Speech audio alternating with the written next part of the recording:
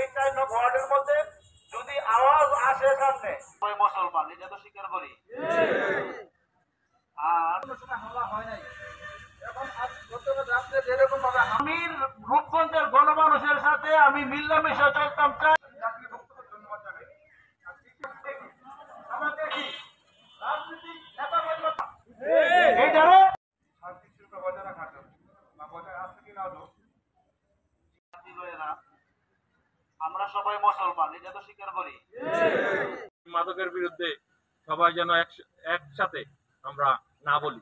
আমাদের ছেলেপেলে ভালো থাকে, আমাদের আত্মীয়স্বজন ভালো থাকে, আমার সাথে আমি মিল্লামিশা চলতাম চাই। এবং রূপগঞ্জের মধ্যে যদি আমরা সবাই সচেতন থাকি তাইলে মাদক বিক্রি তো সম্ভব হয় না, মাদক খাইতেও পারত। যিনি রূপগঞ্জের সবচেয়ে জনপ্রিয় নেতা, আমাদের সবার নেতা, সবার প্রিয় মানুষ জননেতা মুস্তাফিজুর রহমান ভূঁইয়া দীপু ভাইও কিন্তু কোন অন্যায়কারীদের কখনোই কোনোদিন প্রশ্রয় দেন নাই। তো ওনার কর্মী হিসাবে আমি বলতে চাই, আমরা যেমন আজকে এই 4 নং ওয়ার্ডবাসী একত্রিত হয়েছি এই সন্ত্রাস এবং মাদকের বিরুদ্ধে। তো আপনারা অনেকে বক্তব্য দিয়ে গেছেন যাদেরকে প্রয়োজনে এই সমাজ থেকে বিতাড়িত করা হবে। এর জন্য আমাদের নেতার এবং আমাদের দল থেকে যত সহযোগিতা লাগে আপনাদের সমাজের যারা নীতি নির্ধারক আছেন আমরা আপনাদের শিউর করতেছি, আমাদের নেতা মুস্তাফিজুর রহমান ভূঁইয়া দীপু ভাই এবং আমাদের দলীয় নেতাকর্মীদের পক্ষ থেকে আপনাদের পাশে আমরা থাকবো। আমরা আমাদের যারা লিডার আছে, আমাদের যারা আইনশৃঙ্খলা প্রশাসন আছে সবার কাছে একটা চাওয়া আমাদের, আমরা গ্রামটা যাতে আমরা যাতে শান্তিমতো ঘুমাইতে পারি। এই মাদক থেকে যত অপকর্ম, এই মাদক থেকে যেই কি বলে কাঁচা পয়সা, এটা থেকেই কিন্তু যত অন্যায় অত্যাচার, মারামারি, খুনাখুনি হচ্ছে। মসজিদের মুসল্লিরা 5 জায়গায় নামাজ পড়েন যারা, তারা প্রায় সময় বলতো যে দেখেন সন্ধ্যাটা হইলে মোটামুটি এই দিক দিয়া আমরা মাগরিবের নামাজ পড়তে পারি না, কারণ মাদক বিক্রি করে।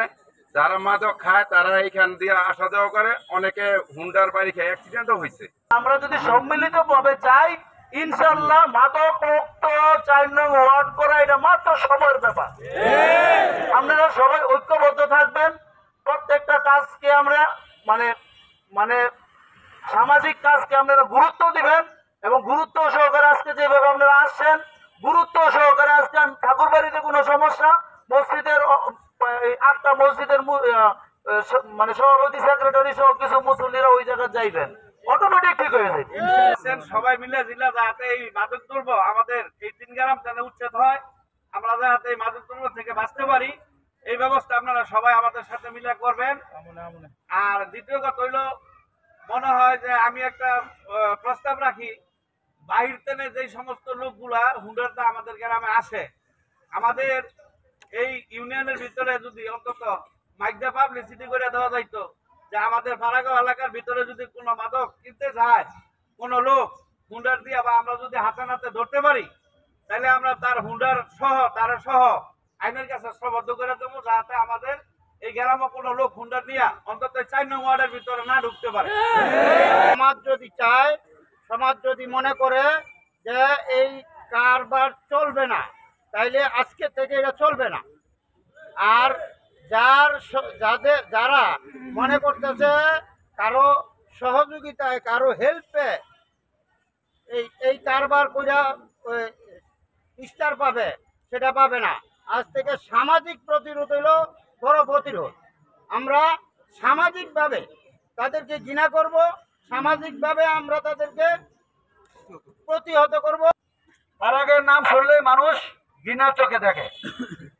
এই যে একটা অবস্থায় আমরা আছি, আমার পার্শ্ববর্তী আরেকজন বক্তা বলে গেছেন যে আসলে পাশের ঘরে যদি আগুন লাগে, আমি যদি মনে করি যে আমার ঘরে আগুন লাগবে না, তা কিন্তু নয়। পাশের ঘরে আগুন লাগলে আমার ঘরে আগুন লাগবে।